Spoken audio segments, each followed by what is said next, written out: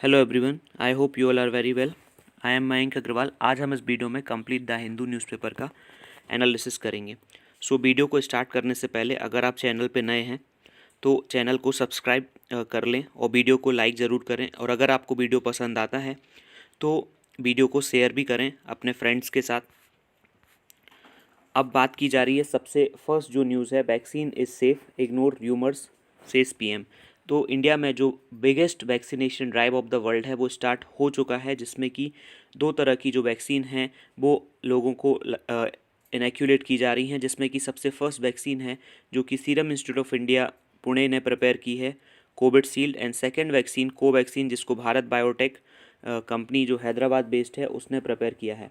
तो ये जो वैक्सीन हैं वो लोगों को दी जा रही हैं, जिसमें कि बहुत बड़ा जो वैक्सीनेशन ड्राइव है वो चलाया जा रहा है। अब यहाँ पे आपको एक बात जानना ज़रूरी है कि अगर जो कोवैक्सीन का शॉट है जो कि भारत बायोटेक कंपनी ने बनाया है, तो उसका अगर आपको इनैक्यूलेशन किया जाएगा तो एक कंसेंट फॉर्म की ज़रूरत होगी। कंसेंट फॉर्म की ज़रूरत इसलिए होगी क्योंकि गवर्नमेंट ने इसका फ़ेज़ 3 का ट्रायल कंप्लीट हुए बिना ही इसको जो है इमरजेंसी यूज़ ऑथराइजेशन की परमिशन दे दी है, जिसकी वजह से जो अगर वैक्सीन की एफिकेसी अभी प्रूवन नहीं है तो कोई भी एडवर्स इम्पैक्ट होता है।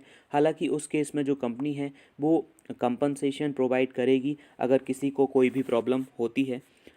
और यहाँ पे जो बात की जाए तो किसी पर्सन को इस बात की जो है वो ऑटोनॉमी नहीं है कि वो कौन सी वैक्सीन को लेना चाहता है। जो भी गवर्नमेंट प्रोवाइड करेगी उसको वही वैक्सीन जो है वो दी जाएगी।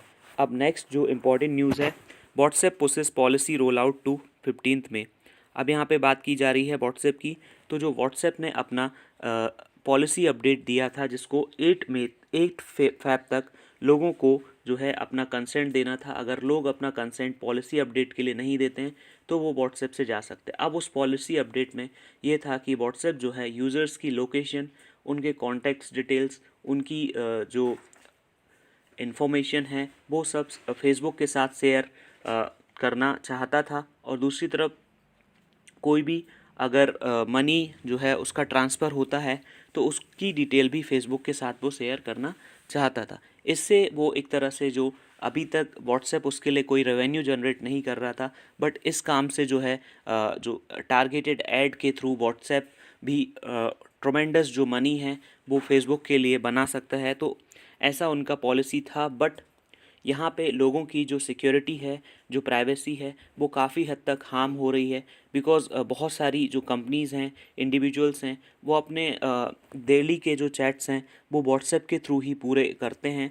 इंडिया में व्हाट्सएप के 400 मिलियंस यूज़र्स हैं। तो अगर इस तरह से किया जाता है तो ये ठीक नहीं है, जिसके बाद व्हाट्सएप ने पॉलिसी रोल आउट को 15 मई तक जो है इंक्रीज़ कर दिया। अब यहाँ पे सेकेंड जो न्यूज़ है इम्पॉर्टेंट, उसकी बात की जाए तो एनआईए ने समन किया है फार्म लीडर और टीबी जर्नलिस्ट को। जो एनआईए नेशनल इन्वेस्टिगेशन एजेंसी, उन्होंने समन किया है अराउंड 50%। उनको एग्जामिन किया जाना है एज अ विटनेस। और जो कि केस रजिस्टर किया है उन्होंने SFJ सिख फॉर जस्टिस के अगेंस्ट। अब ये सिख फॉर जस्टिस क्या है? ये एक फॉरेन बेस्ड ग्रुप है जो एडवोकेट करता है secessionist and pro Khalistani activities in India. अब यहाँ पे दो चीज़ें काफ़ी इंपॉर्टेंट हो जाती हैं एग्ज़ाम के पर्सपेक्टिव से। पहला कि एनआईए क्या है, और दूसरा जो प्रो खालिस्तानी मूवमेंट है वो कहाँ से शुरू हुआ, कैसे शुरू हुआ और उसका ओरिजिन क्या है और आगे उसका क्या इम्पैक्ट पड़ने वाला है। तो एक बार नोट्स के बेसिस पे देख लेते हैं। अब यहाँ पे ये जो नोट्स हैं वो आप एक्सेस कर सकते हैं, लिंक आपको डिस्क्रिप्शन में मिल जाएगी। ये नोट्स जो है एक्सेस करने से आपका फ़ायदा ये होगा कि अराउंड 30 डेज़ में ही आपके बहुत सारे जो टॉपिक हैं उससे रिलेटेड जो इम्पॉर्टेंट नोट्स हैं, अगर आप न्यूज़पेपर डेली रीड करते हैं तो आपको फिर अलग से जो नोट्स है उसको सर्च करने की जो ज़रूरत है, रिक्वायरमेंट है, वो नहीं होगी। सीधा आप यहीं से एक्सेस कर सकते हैं। अगर आपने वीडियो को अभी तक लाइक नहीं किया है तो वीडियो को लाइक कर दें, और अगर चैनल को सब्सक्राइब नहीं किया है तो चैनल को सब्सक्राइब भी कर लें। यहाँ पे सबसे पहली बात की जा रही है, नेशनल इन्वेस्टिगेशन एजेंसी जो है इसको बनाया गया था जब मुंबई में टेरर अटैक हुए थे 2008 में। उसके बाद से कोई भी ऐसी एजेंसी नहीं थी इंडिया में जो एक तरह से पैन इंडिया जिसका एक्सेस हो। तो उसके बाद जो एनआईए को बनाया गया। नेशनल इन्वेस्टिगेशन एजेंसी, ये एक सेंट्रल एजेंसी है जो इन्वेस्टिगेट करती है, प्रोसिक्यूट करती है ऑफेंसेस, जो भी इतने सारे ऑफेंसेस हैं जो अफेक्ट करती है इंडिया की sovereignty, security, integrity, security of state, friendly relation with foreign states, against atomic nuclear facilities और smuggling in high quality counterfeit Indian currency. और फोर्थ, ये इंटरनेशनल जो भी ट्रीटीज़ होती हैं, एग्रीमेंट्स होते हैं, कन्वेंशन होते हैं, रेजोल्यूशन होते हैं यूनाइटेड नेशंस के, और भी जो इंटरनेशनल ऑर्गेनाइजेशंस हैं उनको कंप्लीट करती है। इंडिया में जो भी टेरर रिलेटेड एक्टिविटीज़ होती हैं उनसे कम्बैट करने का भी काम होता है। It acts as a central counter terrorism law enforcement agency. इसका जो हेडक्वार्टर है वो न्यू दिल्ली में है और उसकी ब्रांचेस हैदराबाद, गुवाहाटी, कोची, लखनऊ, मुंबई, कोलकाता, रायपुर में है। अब यहाँ पे इसकी ज़रूरत आखिर क्यों पड़ी? क्योंकि जो टेररिस्ट एक्टिविटीज़ होती हैं वो इंटर स्टेट होती हैं और उनका इंटरनेशनल लिंकेज होता है। तो जो भी पॉसिबल कनेक्शन होगा ऑर्गेनाइज क्राइम का, स्मगलिंग ऑफ आर्म ड्रग्स, वो जो है वो पूरे पैन इंडिया में फैला हुआ हो सकता है। तो इसको बनाया गया था 2008 में, जो पोस्ट मुंबई टेरर अटैक के बाद बनाया गया था। एनआईए का जो अमेंडमेंट बिल है उसको पास किया गया पार्लियामेंट में। जो बिल है उसमें एनआईए को इन्वेस्टिगेट कुछ और क्राइम है उनको इन्वेस्टिगेट करने की पावर दी, जैसे human trafficking, offences related to counterfeit currency, manufacture और सेल ऑफ प्रोहिबिट आर्म्स। अब यहाँ पे इनके जो कोर्ट हैं वो शेड्यूल ऑफेंसेस जो हैं उनका जुरिस्डिक्शन होता है। वन और मोर स्पेशल कोर्ट भी बनते हैं सेक्शन 11 और 22 एनआईए एक्ट से। अब इसका जो कंपोजिशन है, स्पेशल जो कोर्ट है वो एक जज प्रिसाइड ओवर करता है जो कि अपॉइंट किया जाता है central government on the recommendation of chief justice of high court. अब यहाँ पे सेंट्रल गवर्नमेंट रिक्वायर कर सकती, अगर ज़रूरत हो तो एडिशनल जज को भी अपॉइंट कर सकती है on the recommendation of chief justice of high court. अब यहाँ पे ज्यूरिसडिक्शन ऑफ स्पेशल कोर्ट के पास पूरी पावर होती है सीआरपीसी 1973 की। और जो भी क्वेश्चन अराइज होता है jurisdiction of any special court से, तो वो सेंट्रल गवर्नमेंट को रेफ़र किया जाता है और उसका डिसीजन इसमें जो है वो फाइनल होता है। अब यहाँ पे बात की जाए खालिस्तानी मूवमेंट की, तो जो खालिस्तानी मूवमेंट है is a Sikh separatist movement जो सीख करता है क्रिएट करने का homeland for Sikh, establishing a sovereign state. जैसे कि आपने नागालैंड का इशू देखा होगा, वो ग्रेटर नागालैंड की डिमांड करते हैं जिसमें कि कुछ हिस्से इंडिया के नागालैंड, मणिपुर, मिज़ोरम और म्यांमार कंट्री जो है उसका कुछ हिस्सा वो चाहते हैं। वैसे ही यहाँ पे जो खालिस्तानी मूवमेंट है वो एक सोवरेन स्टेट जो है वो बनाना चाहता है, कॉल्ड खालिस्तान इन पंजाब रीजन। और ये जो स्टेट है वो एग्जिस्ट करता था 1709 से 1849 तक।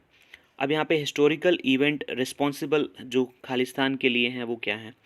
1947 में जब पार्टीशन हुआ तो इंडिपेंडेंस ऑफ इंडिया जो है वो सिख लोगों के लिए ज़्यादा जॉयफुल मोमेंट नहीं था, बिकॉज बहुत सारा जो उनका टेरिटोरियल वो लैंड है वो पाकिस्तान की तरफ चला गया।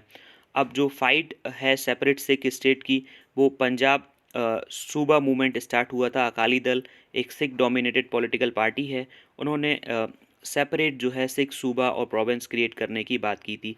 तो जब स्टेट रीऑर्गेनाइजेशन कमीशन कॉन्स्टिट्यूट किया गया और इन्होंने अपनी डिमांड रखी, बहुत सारे लिंग्विस्टिक ग्रुप ने अपनी डिमांड रखी, तो इन्होंने अपनी रिकमेंडेशन दी और अकाली दल की जो डिमांड थी उसको रिजेक्ट कर दिया गया। लेकिन जब बहुत सारे वॉयलेंट प्रोटेस्ट हुए तो इंदिरा गांधी गवर्नमेंट जो है उन्होंने 1966 में जो स्टेट है उसको ट्राइफरकेट किया, 3 हिस्से किए। पंजाब मेजॉरिटी, जो पंजाबी मेजॉरिटी थे उनको पंजाब दिया, हिंदी मेजॉरिटी को हरियाणा, और जो union territory of Chandigarh create की गई। और कुछ हिली रीजन्स जो हैं वो हिमाचल प्रदेश के साथ मर्ज कर दिए गए। लेकिन जो अनाथपुर साहिब रिजोल्यूशन था उसने फिर से सिख लोगों में ये बात का जो है पैशन को रीइग्नाइटेड कर दिया कि खालिस्तान मूवमेंट होना चाहिए। अब यहाँ पे ये रिजोल्यूशन क्या है, आनंदपुर साहिब रिजोल्यूशन। तो जो पंजाब सूबा मूवमेंट है वो कंसिडरेबल पॉलिटिकल सपोर्ट उसको अकाली दल से मिल रहा था और पार्टी जो है वो अंडर प्रकाश सिंह बादल की लीडरशिप में कांग्रेस को टफ फाइट दी उन्होंने असेंबली इलेक्शन में। और 1972 के इलेक्शन में वो जो है वो अकाली दल एक बहुत बड़ा पॉलिटिकल ग्राफ उसका राइज हुआ और कांग्रेस जो है पावर से हट गई और उसके बाद जो अकाली दल है उसको एक तरह से इंस्ट्रोस्पेक्ट करना पड़ा। तो जो वेन्यू जो है उसके लिए चुना गया वो आनंदपुर साहब गुरुद्वारा है, जहाँ पे पार्टी ने एक रेजोल्यूशन अडॉप्ट किया और वो पार्टी का जो फ्यूचर एजेंडा है उसका ब्लूप्रिंट बनाया गया। तो रेजोल्यूशन ने डिमांड किया कि ऑटोनॉमी होनी चाहिए पंजाब स्टेट को, और आइडेंटिफाइड रीजन जो भी सेपरेट स्टेट के पार्ट होंगे, और एक राइट टाइम जो भी इंटरनल कॉन्स्टिट्यूशन है वो बनाया जाएगा। अब यहाँ पे बात की जा रही है Jarnail Singh Bhindranwale. While its original authors may have amended its state aims, जो आनंदपुर साहब रेजोल्यूशन था उसका जो एडमायरर जर्नैल सिंह भिंडरवाला, एक रिलीजियस स्कॉलर, वो ट्रैवलिंग कर रहे थे across Punjab advocating a return to Khalsa और more orthodox form of Sikhism. He targeted Hindus and modernized Sikhs who cut their hair and consume alcohol in equal measures। मतलब उनको जो सिख हैं उनमें प्रोहिबिट है हेयर को कट करना, लेकिन उन्होंने ऐसा करवाया। अकालीज जो थे वो मॉडरेट फ्रैक्शन थे exposing Sikh pride in politics. Bhindranwale represented extremist view. तो Jarnail Singh Bhindranwale inspired by the Khalistan ideology led the Khalistan as an extremist movement and turned against Indian government. तो जो डिमांड थी separate nationhood for Punjab was carried out. Violent protest हुए, high profile Indian person को kill किया गया Indian government में, और events जो हैं उनकी वजह से जो है वो मूवमेंट बहुत ज़्यादा बढ़ गया। जर्नैल सिंह भिंडरवाले जो हैं उन्होंने रेसिडेंस लिया इनसाइड गोल्डन टेम्पल और directing demonstrators and police classes. तो जो ऑपरेशन ब्लू स्टार कंडक्ट किया गया और भिंडरवाले को जो है वो कैप्चर किया गया गोल्डन टेम्पल कॉम्प्लेक्स से, लेकिन ऑपरेशन रिजल्ट हुआ एंटी इंडिया सेंटीमेंट उसमें रेज हुए, जिसकी वजह से पीएम इंदिरा गांधी जो हैं वो एनिमी ऑफ सिख के तौर पर देखी गई, और 2 गार्ड्स जो थे उन्होंने एसेसिनेट कर दिया उनको। और उनकी किलिंग के बाद जो है वाइड स्प्रेड राइट्स हुए against Sikhs in Delhi and other parts. तो मेजर जीनोसाइड हुआ। और अर्ली 1980 से अर्ली 1990 पंजाब में बहुत बड़ा जो है वाइड स्प्रेड टेररिज्म हुआ, जिसमें कि पाकिस्तान ने भी ट्राई किया कि वो भी जो है वायलेंस को और ज़्यादा आगे बढ़ा सके, और उन्होंने एक्सट्रीमिस्ट ग्रुप जो खालिस्तान का ग्रुप था उसको सपोर्ट किया। और many fold extremist group like the Khalistan liberation force, Khalistan commando force, Babbar Khalsa and बहुत सारे जो अदर ग्रुप थे उनको प्रोमिनेंस मिला। ऑन 31 अगस्त 1995 एक सुसाइडर बॉम्बर जो है वो took out Punjab CM Beant Singh inside the Punjab civil secretariat in Chandigarh. तो उस सिंह जो थे उनको क्रेडिट किया जाता है wiping out terrorism which has spiked in the aftermath of operation blue star. अब यहाँ पे सिख जो हैं वो एक पैट्रियोटिक ग्रुप हैं, started to act against the protected terrorist struggle के अगेंस्ट उन्होंने वर्क किया, और उन्होंने इंडियन जो कंट्री है नेशन है उसका साइड लिया। और पंजाब पुलिस डिपार्टमेंट ने 1919 में मूवमेंट को ख़त्म करने में हेल्प की। अब यहाँ पे प्रेजेंट स्टेटस क्या है मूवमेंट का? खालिस्तान मूवमेंट इंडिया में अभी डोरमेंट स्टेट में है, और इसका कोई ज़्यादा अर्बन लोकल पॉपुलेशन में कोई पॉपुलैरिटी नहीं है। बट ये जो मूवमेंट है आइडियोलॉजिकल सपोर्ट इसको मिलता है। जो सिख रहते हैं कनाडा, यूके और यूएसए में, वो मनी पंप करते हैं, आइडियोलॉजिकल सपोर्ट देते हैं स्ट्रगल के लिए। पाकिस्तान का जो आईएसआई है वो भी मनी इस इशू में लगाता है। अब क्या चैलेंजेस हैं? तो जो दिल्ली पुलिस है उसने क्लेम किया है पाकिस्तान की जो इंटर सर्विस इंटेलिजेंस है आईएसआई है वो टेरर आउटपुट कश्मीर में प्रो खालिस्तान एक्टिविटीज़ को बढ़ाने के लिए लोगों से मिल रही है। अब यहाँ पे कंक्लूज़न क्या हो सकता है? खालिस्तान एक नॉन एग्जिस्टेंट है, लेकिन सिक्योरिटी एजेंसीज़ को जो है वो काफ़ी हद तक वॉच रखना चाहिए fringe section of the society पे। अब नेक्स्ट यहाँ पे बात की जाए सेकेंड पेज से, पूरी जो है वो वैक्सीन से रिलेटेड ही न्यूज़ है, बिकॉज कल वैक्सीन जो है उसका इनैक्यूलेशन स्टार्ट हुआ है। अब नेक्स्ट यहाँ पे थर्ड जो पेज है classified, fourth north and east, इस पेज में पंजाब 1.74 लाख हेल्थ वर्कर्स को जो है वो वैक्सीन प्रोवाइड करेगा। ममता बनर्जी का कहना है कि एडिक्वेट डोजेस प्रोवाइड किए जाने चाहिए। नेक्स्ट यहाँ पे बात की जाए jumbo trio give sleepless nights to officials.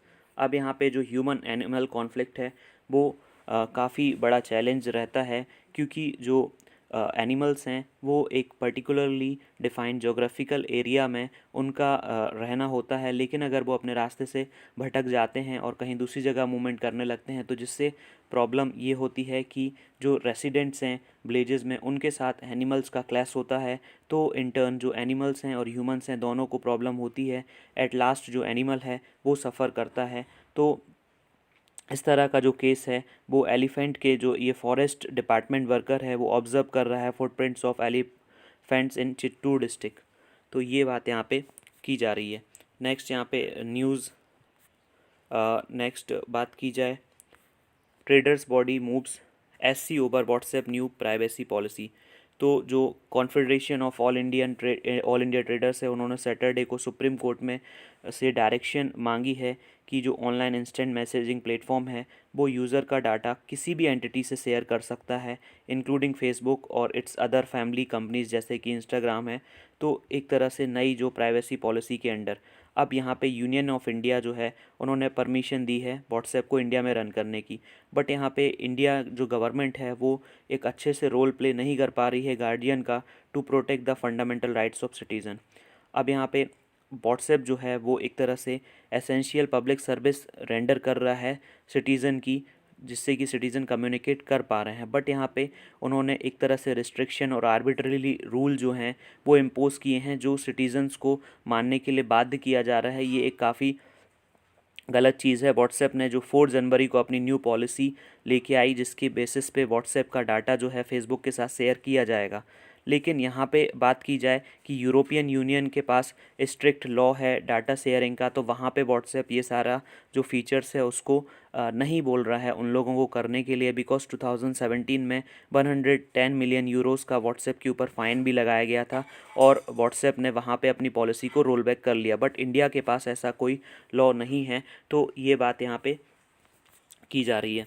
Next जो गायवाली प्रेसेस फॉर बॉर्डर रिजोल्यूशन, कल हमने इस टॉपिक के ऊपर बात की थी जिसमें कि जो नेपाल के जो फॉरेन अफेयर मिनिस्टर हैं उन्होंने इंडिया के जो फॉरेन अफेयर मिनिस्टर हैं राजनाथ सिंह, डिफेंस मिनिस्टर राजनाथ सिंह, उनसे बात की है। तो जिसमें कि बायलैटरल टाइज को और ज़्यादा इंक्रीज़ करने की ज़रूरत है। साथ में उन्होंने जो भी बॉर्डर के ऊपर काला पानी लिम्पियादुरा लिपू लेक का जो इशू है जहाँ पे इंडिया ने एक रोड बनाई थी, तो जिसके बाद से नेपाल ने अपना एक न्यू मैप रिलीज़ किया था और उसके बाद सारी कंट्रोवर्सी हुई थी। नेक्स्ट यहाँ पे कोई भी ऐसी इम्पॉर्टेंट न्यूज़ नहीं है। Gujarat river remain highly polluted, यहाँ पे बात की जा रही है जो एफ्लुएंट्स हैं, जो इंडस्ट्रीज़ से निकलने वाला जो कचरा है उससे जो गुजरात की रिवर हैं जैसे साबरमती है, महिसागर है, नर्मदा है, विश्व मैत्री है और वादर है, ये जो रिवर हैं according to data of ministry of environment forest, तो जो साबरमती है वो मोस्ट पॉल्यूटेड रिवर है कंट्री की। तो गुजरात रैंक करता है 4th among the top 5 state with highly polluted rivers. 20 rivers जो हैं वो क्रिटिकली पॉल्यूटेड कैटेगरी में आती हैं और थर्ड थिक फोर्थ मतलब जो फ़ैन होता है ऊपर से जो कचरा होता है वो महिसागर रिवर में देखा गया और सेवरल किलोमीटर्स तक जो है वो फैला हुआ है, जिसकी वजह से जो गुजरात पॉल्यूशन कंट्रोल बोर्ड है उन्होंने एक हाई लेवल कमेटी बनाई है इसके इफ़ेक्ट को देखने के लिए।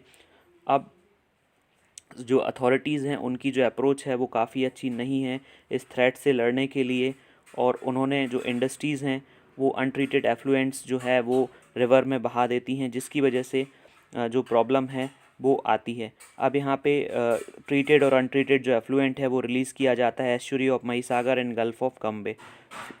जो सेंट्रल पॉल्यूशन कंट्रोल बोर्ड की जो गाइडलाइन है उनको भी माना नहीं जाता। इसके बाद जो ऑफिशियल पैरामीटर्स है केमिकल ऑक्सीजन डिमांड का, जो इंडिकेट करता है कि जो ऑर्गेनिक पॉल्यूटेंट लोड है अगर 250 मिलीग्राम पर लीटर से हायर है तो उसको रिवर में रिलीज़ नहीं करना चाहिए, पहले उसको ट्रीट करना चाहिए, क्योंकि उससे जो पानी है वो जो है वो डिके हो जाएगा, सड़ जाएगा। और दूसरी तरफ गुजरात की रिवर हैं जहाँ पे एफ्लुएंट को डंप किया जाता है, उसमें COD लेवल जो है 700 से 1000 मिलीग्राम पर लीटर तक है। और दूसरी तरफ जो डिज़ोल्व ऑक्सीजन का लेवल है जिसको काफ़ी ज़्यादा होना चाहिए 7 से 8 मिलीग्राम पर लीटर, वो भी 2.9 मिलीग्राम पर लीटर से भी कम है। तो यहाँ पे ध्यान देने की ज़रूरत है अथॉरिटीज़ को। नेक्स्ट ये बल्ड पेज है, इसमें कोई भी इम्पोर्टेंट न्यूज़ यहाँ पे नहीं है। Next this is business page. तो यहाँ पे बात की जा रही है, सबसे फर्स्ट इम्पॉर्टेंट जो बात है वो सस्टेन फाइट अगेंस्ट ट्रांसफैट। यहाँ पे जो food safety and standard authority of India है, उन्होंने न्यू कैप इंट्रोड्यूस किया है कि ज़्यादातर जो ट्रांसफैट है उसको कैसे एलिमिनेट किया जाए। जब food safety of standard authority of India जो है उसको 2006 में बनाया गया था सिविल सोसाइटी ऑर्गेनाइजेशन की डिमांड पे, जिसमें कि उसकी जो फंक्शनिंग है 2011-12 में पिकअप हुई और उन्होंने 2010 में जो ट्रांसफैट है उसके ऊपर सीलिंग लगाई 10% की। अब यहाँ पे समझ लेते हैं कि आखिर ट्रांसफैट क्या होते हैं। तो स्टोरी इस तरह से है कि 2020 में दिसंबर 29 को जो FSSAI है उन्होंने परमिसेबल लिमिट है जो ट्रांस फैटी एसिड्स की ऑयल में और फैट में उसको 3% किया है 2021 तक, और 2% 2022 तक। जो अर्लियर कैप था वो 5% था। अभी जो डिसीज़न है वो एक अमेंडमेंट के तौर पे, जो कि prohibition and restriction of sales regulation है, उसके बेसिस पे किया गया। और न्यू रूल्स जो है edible refine oil, vanaspati oil और मार्जराइन, बेकरी शॉर्टनिंग्स एंड जो भी अदर कुकिंग मीडिया है, vegetable fat spread, mix fat spread, इन सब में किया गया है। और WHO ने 2018 में डिसाइड किया था कि 2023 तक जो ट्रांस फैट्स हैं उनको हटा दिया जाएगा। अब यहाँ पे ट्रांस फैट क्या हैं और क्यों हार्मफुल हैं? जो सारे के सारे जो नेचुरल फैट्स एंड ऑयल हैं वो कॉम्बिनेशन होते हैं मोनोसैचुरेटेड, पॉलीसैचुरेटेड और सैचुरेटेड फैटी एसिड्स और ट्रांस फैटी एसिड्स से। तो अपनी बॉडी को जो फर्स्ट टू हैं वो तो हेल्दी फैट है और उनकी ज़रूरत होती है। मेजर सोर्स ऑफ एनर्जी हैं, वो विटामिन को एब्जॉर्ब करते हैं, साथ में मिनरल्स और सेल मेम्ब्रेन को बनाने में हेल्प करते हैं। बट जो फैट्स हैं वो फ्री फ्लोइंग होते हैं। सैचुरेटेड फैटी एसिड्स, जो ट्रांस फैट जो होते हैं वो जो कि आर्टरीज़ की वॉल को क्लॉग कर देते हैं, जिससे कि हाइपरटेंशन वगैरह की प्रॉब्लम हो सकती है। अब यहाँ पे two broad type of fats होते हैं, नेचुरली अकरिंग, आर्टिफिशियल। तो जो आर्टिफिशियल ट्रांस फैट हैं वो बहुत काफ़ी हार्मफुल होते हैं और इंडस्ट्रियल प्रोसेस के थ्रू बनाए जाते हैं, जिसमें कि वेजिटेबल लिक्विड वेजिटेबल ऑयल जो है उसमें हाइड्रोजन मिक्स किया जाता है, जिससे कि वो सॉलिड बन जाते हैं रूम टेम्परेचर पे। और जो प्योर घी होता है उसमें भी एडल्ट्री की जाती है, जिससे कि वो रूम टेम्परेचर पे सॉलिड बन जाए। तो जो कार्डियोवैस्कुलर डिसीज़ होती हैं वो एक लीडिंग कॉज है डेथ का। 1.8 करोड़ डेथ होती हैं एवरी ईयर इस कंडीशन से। और WHO एस्टिमेट करता है 5 लाख पीपल कार्डियोवैस्कुलर इशू वो ट्रांसफैट की वजह से ही जो है वो मरते हैं। इंडिया में भी 77,000 डेथ इसकी वजह से होती है। तो इंडिया ने आखिर इसके लिए क्या किया? तो 2018 में WHO ने बात की थी कि वो एलिमिनेट करने जा रहा है इंडस्ट्रियली प्रोड्यूस ट्रांसफैट 2023 से। तो उन्होंने स्टेप बाय स्टेप गाइड दी है रिप्लेस करने के लिए, जिसमें इंडिया ने भी अपनी बात रखी। तो जिसमें इंडिया ने FSSAI को क्रिएट किया 2006 में। उसके बाद 2011 में FSSAI ने एक कैप लगाया 10% जो है ट्रांसफैट ही जो है वो डाले जा सकते हैं फूड में। उसके बाद 5% 2015 में। अब यहाँ पे बात की जा रही है कि 2021 में 3% ही ट्रांसफैट होना चाहिए, 2022 में 2%। तो ट्रांसफैट ऑयल जो भी सारे फूड हैं उनके ऊपर ये रिस्ट्रिक्शन लगा दी गई है। Thank you very much. अगर आपको वीडियो अच्छा लगा है तो लाइक ज़रूर करें।